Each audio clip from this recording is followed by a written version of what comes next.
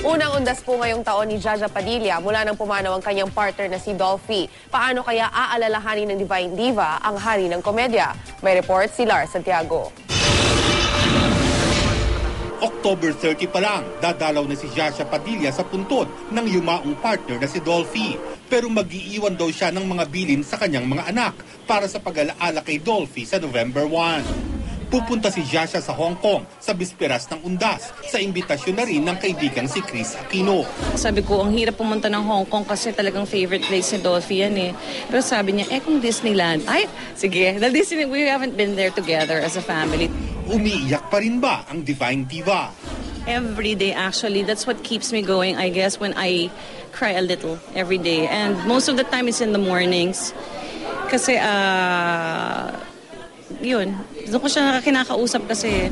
Maayos na rin daw ang kalusugan ni Jaja matapos tanggalin ang bukol sa kanyang kidney. Hindi na rin daw kailangang kumonsulta palagi sa kanyang doktor sa Amerika. Every year na lang. Pero kung nahanapan siya ng cancer talaga, every 6 months magpapa-check up ka.